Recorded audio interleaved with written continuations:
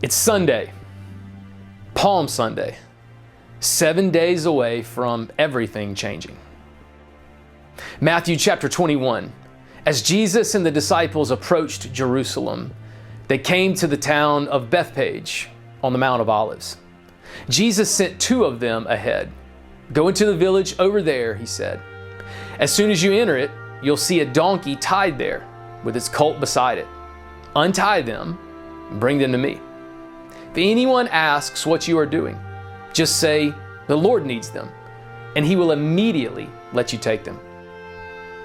Thus begins the seemingly odd and out of place story of Jesus' final week here on earth before he died. What kind of plan is this? Who made this up? How in the world did a donkey get in a place in the story of Jesus? But notice the details.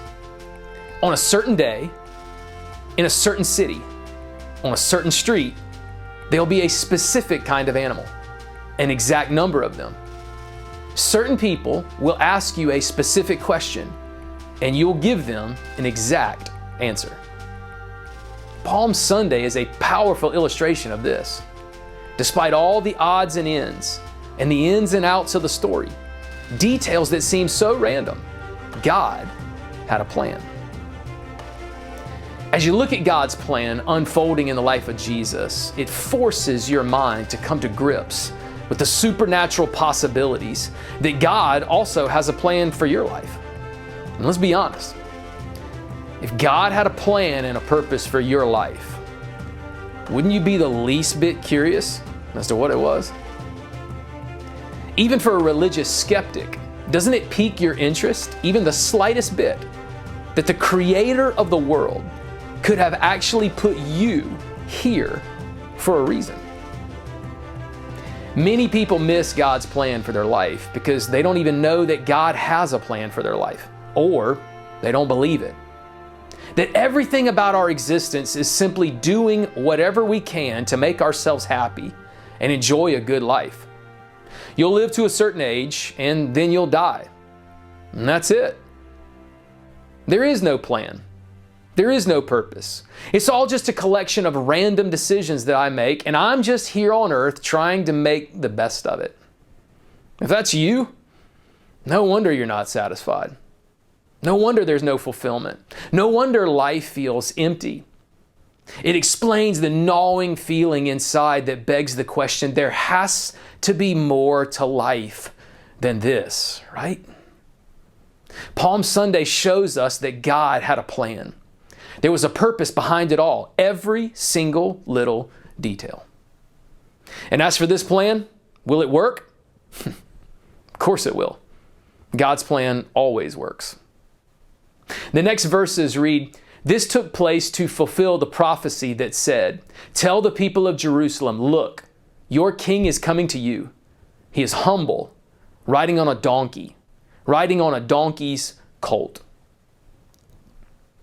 God's plan means doing God's thing, God's way, on God's timing.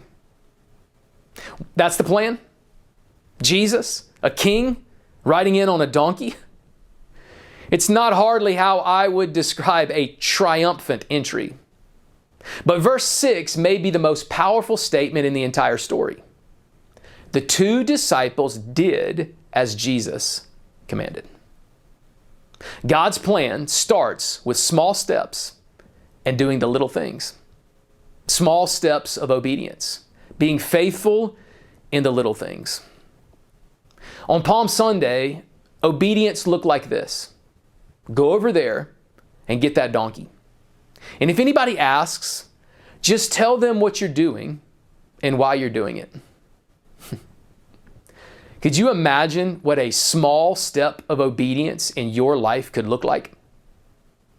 This same story is recorded in Mark 11 with an additional detail.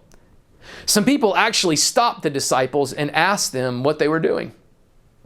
In Mark 11, they went ahead and found a colt outside in the street, tied to a doorway. As they untied it, some people standing there asked, "What are you doing, untying that colt?" They answered as Jesus had told them to, and the people let them go. It's another Palm Sunday reminder. take a step, and leave the results to God. Too many times we let the uncertainties of tomorrow prevent us from taking our next steps today. I don't know how it's going to play out. I don't know if it's going to work. I don't know. I don't know what they're going to say when we get there, so we might as well not even go. What if the donkey isn't even there? What if the owner calls the police on us?